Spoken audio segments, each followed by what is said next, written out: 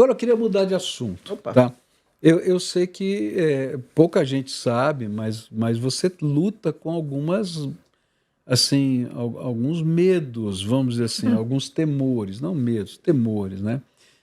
Porque você tem um problema sério na vista, né? O que que você É. tem na vista?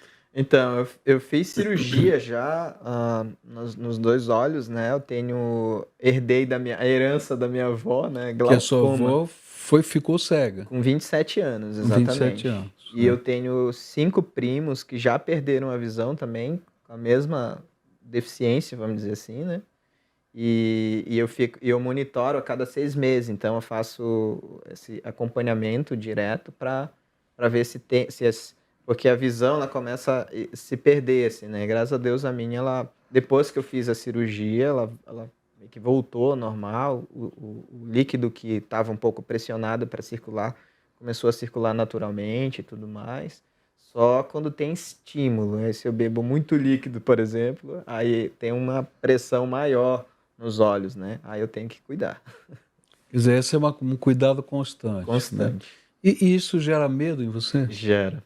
Gera muito, porque quando eu tô, por exemplo, com esse grupo, né, que eu cuido mais diretamente, que são os deficientes visuais, eu ouço muito as dificuldades e as lutas que eles têm no dia a dia. E não só por isso, eu convivi, né, com uma deficiente visual a vida inteira. A minha avó cuidou de mim, né, até os 12, 13 anos, mais ou menos. A minha mãe era professora, então ela trabalhava, ficava muito tempo fora, e eu ficava a maior parte do tempo com a minha avó. Então eu via as dificuldades que ela passava no dia a dia. E isso acaba, de certa forma, trazendo memórias para mim. E aí Sei. quando eu falo, opa, preciso cuidar, opa, preciso ficar alerta, tem que. Então dá um medinho sim. Não, e as reações da gente são muito interessantes. Por exemplo, quando eu fiquei sabendo que tinha diabetes, né, eu fiquei de luto, tá? Aham. Porque só me vinha na cabeça o meu avô que perdeu o pé, depois perdeu a perna, e não sei o que. Eu tô nesse ritmo aí, daqui a pouco Aham. eu vou morrer. Até que Deus teve que me chacoalhar, me Aham. tirar desse luto, nesse contexto, e dizer, escuta Sim. aqui, cara, tenho É, coisa para fazer. é. E aí, como é que Deus tem trabalhado esse temor na sua vida? Então, eu acredito que essa relação que eu tenho com os próprios deficientes visuais, para mim hoje é um trabalhar de Deus, sabe, pastor? Porque eu consigo ver a quantidade de potencial que eles têm por causa do contexto que nós vivemos. A minha avó, obviamente, ela vivia quase que prisioneira do seu lar, né? Esses meninos, eles viajam o Brasil inteiro, eles têm uma vida, uma qualidade de vida, às vezes até superior à minha, que são atletas, participam de campeonatos, Futebol campeonato de de 5, né, pastor? futebol, golbol, xadrez, eles participam esses campeonatos aí, já foram para Olimpíadas, né? Que legal. Muito legal. Então, isso acaba trazendo para mim essa reflexão. Puxa, a vida ela não se limita aos nossos sentidos, né?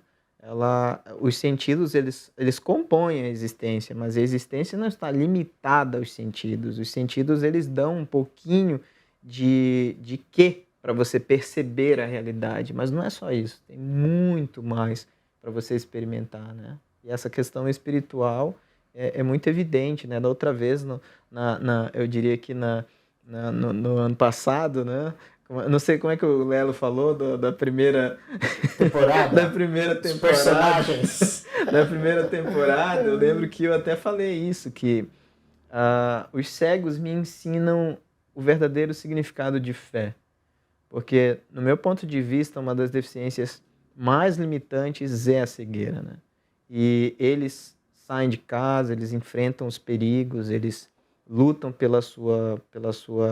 não só pela sua subsistência, mas pela sua própria conquista do dia a dia, nas lutas que tem, que se apresentam, e eles vão vencendo, eles vão conquistando, eles vão tendo coisas novas, né? Amém. Então, eles me ensinam claramente Amém. o que é viver pela fé. Dona Hebreus Isa, 11, a gente né, vai... A pastor? gente...